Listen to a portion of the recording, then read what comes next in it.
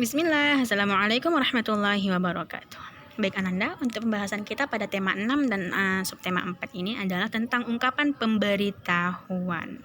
Oke, sebagai pembuka, lingkungan alam adalah ciptaan Allah. Sebagai manusia, kita harus memeliharanya. Kita tidak boleh membiarkan lingkungan alam menjadi kotor dan tidak sehat.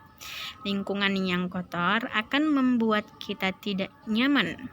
Menjaga kebersihan lingkungan merupakan tanggung jawab semua warga.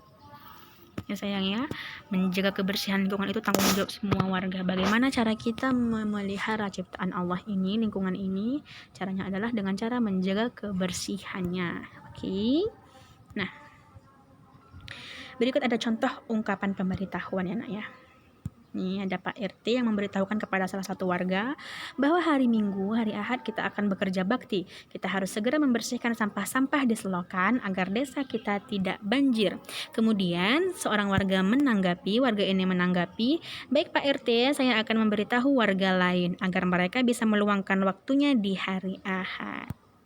Contohnya ya nak ya. Nah, ini ada contoh lagi nih, ungkapan pemberitahuan. Kita harus menjaga kebersihan agar desa kita tidak kebanjiran. Nah, ungkapan pemberitahuan disampaikan dengan kata-kata yang singkat dan jelas agar mudah dipahami. Oke sayang, jadi ungkapan pemberitahuan itu apa sih? Nah, ungkapan pemberitahuan itu adalah sebuah ungkapan yang isinya itu tentang informasi yang penting ya sayang ya, informasi yang penting. Biasanya disampaikan dengan bahasa yang singkat, tidak bertele-tele, tidak panjang dan jelas dia agar mudah dipahami. Nah, perhatikan percakapan berikut ini. Oke.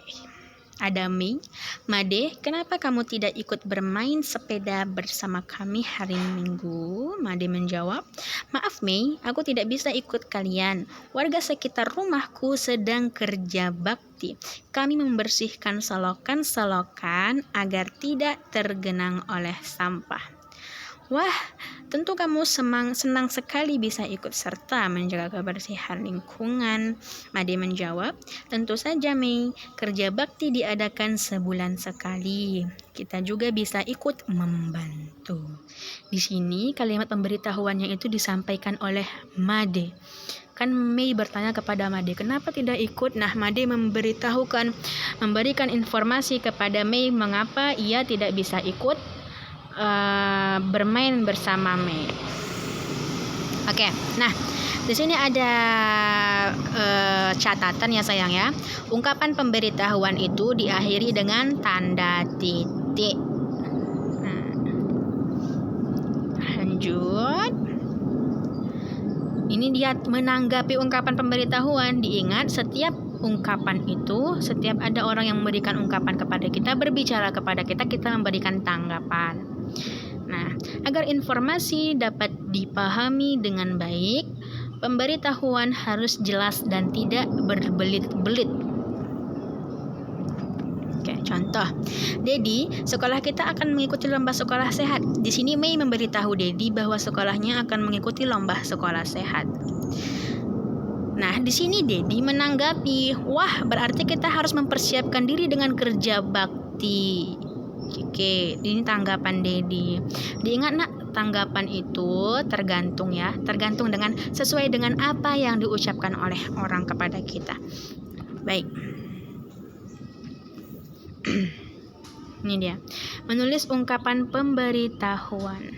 Nah, bagaimana caranya menulis ungkapan pemberitahuan atau menjawabnya? Ungkapan pemberitahuan itu berisi sebuah pemberitahuan. Penulisan pemberitahuan diakhiri dengan tanda titik. Ungkapan pemberitahuan ditulis dengan singkat.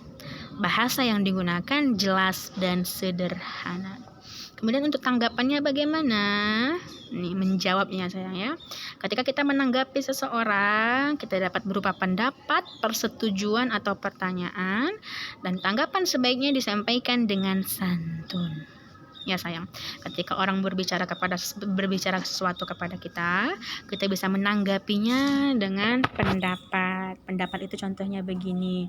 Bagaimana kalau yang kita lakukan adalah seperti ini? Itu contohnya. Kalau persetujuan, ketika ada orang yang bertanya kepada mengajak kita contohnya, memberi tahu kepada kita bahwa contohnya seperti ini.